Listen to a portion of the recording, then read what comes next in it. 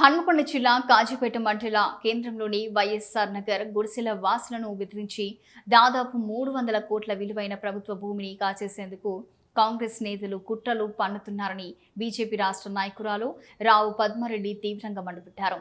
ఈ మేరకు కాజీపేట బీజేపీ నాయకులతో కలిసి వైఎస్ఆర్ నగర్ సందర్శించి అక్కడి గుడిసె వాసులతో కలిసి మాట్లాడి వారికి ధైర్యం చెప్పారు. ఈ సందర్భంగా మాట్లాడుతూ స్థానిక ఎమ్మెల్యేపై తీవ్ర స్థాయిలో ధ్వజమెత్తారు. వైఎస్ఆర్ నగర్లోని పేద ప్రజలు గత 4 దశాబ్దాలుగా ఎన్నో పోరాటాలు చేసి ఈ స్థలాన్ని కాపాడుకుంటున్నారని గుర్తు చేశారు. కాజీపేటలోని వైఎస్ఆర్ నగర్ అంటే కాజీపేట నడిబొడ్డులో ఉంటుంది. ఇది దాదాపుగా సీలింగ్ ల్యాండ్. ఇది 50 సంవత్సరాలుగా ఇది గవర్నమెంట్ ప్లేస్గా ఇక్కడ పేదవాళ్ళు నిరుపేద వాళ్ళందరూ కూడా ఇక్కడ గుడిసెలు వేసుకొని చాలా సంవత్సరాలుగా ఇక్కడ బ్రతుకుతున్నారు.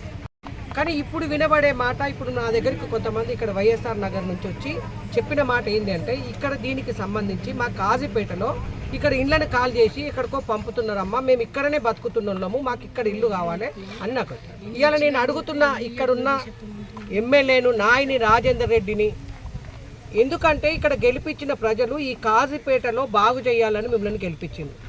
కానీ ఇక్కడ ఉన్న నాయని రాజేందర్ రెడ్డి గారు ఎమ్మెల్యే గారిని ఒక్కటే అడుగుతున్నా, ఈ ఎప్పుడు కూడా ఈ కాజీపేట వెనుకబడిన ప్రాంతంగానే ఉంటుంది. అంతకుముందు కూడా టీఆర్ఎస్ పార్టీ 3 టర్ముల అధికారంలో ఉంది. కానీ ఏ ఒక్కటి కూడా ఈ కాజీపేటలో అభివృద్ధి జరగలేదు, వెనుకబడిన ప్రాంతంగానే. ఈ టీఆర్ఎస్ కంటే ముందు కూడా కాంగ్రెస్ పార్టీ ఉండే, అది కూడా వెనుకబడిన ప్రాంతంగానే నెట్టింది తప్పితే ఇక్కడ బాగుపడుతుందే లేదు. దాని తర్వాత కాంగ్రెస్ పార్టీకి అవకాశం ఇచ్చింది.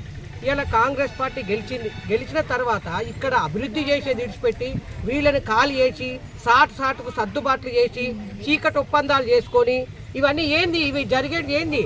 దానికి నాయని రాజేందర్ రెడ్డి గారు మాట్లాడాలి. దాని విషయంలో ఇది లేదు.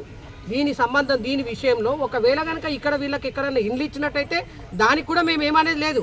ఈ గవర్నమెంట్ జాగాను ఏదైతే ఉందో దీన్ని ఒప్పందాలు కుదుర్చుకొని చీకటి రహస్యాలు చేసుకొని దీన్ని చేస్తే మాత్రం ఇక్కడున్న స్థానికులు కానీ భారతీయ జనతా పార్టీ కూడా ఊరుకోదు. ఎందుకంటే ఈ కాజీపేట వెనుకబడ్డదాన్ని అభివృద్ధి చేయాలంటే మీరు చూస్తున్న ఉదాహరణకు ఇక్కడ పోలీస్ స్టేషన్ ఉంది, ఏసీపీ ఆఫీస్ ఎక్కడుంది? కేయు దగ్గర ఏసీపీ ఆఫీసు. ఇక్కడ తహసీల్దార్ ఆఫీస్ ఎక్కడుంది? మున్సిపాలిటీ ఆఫీసులు ఉంది. కనీసం ఎంఆర్ఓ దగ్గరికి పోయి 4 మాటలు మాట్లాడదామంటే అక్కడ ఉండడానికి లేదు. ఇలా ఇక్కడ దీనికి కాజీపేటకు సంబంధించి ఒక కనీసము జూనియర్ కాలేజ్ లేదు, ఒక హాస్పిటల్ లేదు. అదేవిధంగా ఐటీఐ ఉంది. ఐటీఐ ఇక్కడ చదువుకుని ఇక్కడ ట్రైనింగ్ అయితే ఇప్పుడు రాబోయే ఏదైతే కోచ్ ఫ్యాక్టరీ ఉందో ఇక్కడ ట్రైనింగ్ తీసుకుంటే అక్కడ పని చేయడానికి ఉంటుంది. అక్కడ స్కిల్ డెవలప్మెంట్ ఏవైతే ఉన్నాయో చేయడానికి అవకాశం. ఇక్కడ ఉన్న ఐటీఐని తీసుకుపోయి ములుగు రోడ్లో పెడతారు, తహసీల్దార్ ఆఫీసుని తీసుకుపోయి కేయూ దగ్గర పెడతారు, ఇలా ఏసీపీ ఆఫీసు అక్కడ పెడతారు. ఇలా నాయని రాజేందర్ రెడ్డి గారిని అడుగుతున్న ఎంఆర్ఓ ఆఫీసులు టూరిస్ట్ దారి లెక్క ఇక్కడ తీసుకుపోయి ఇక్కడ మునుగుతాయి, ఇంకో దగ్గర మునుగుతాయి. ఒక పర్మనెంట్ స్ట్రక్చర్ అనేది లేదు ఇప్పటికీ.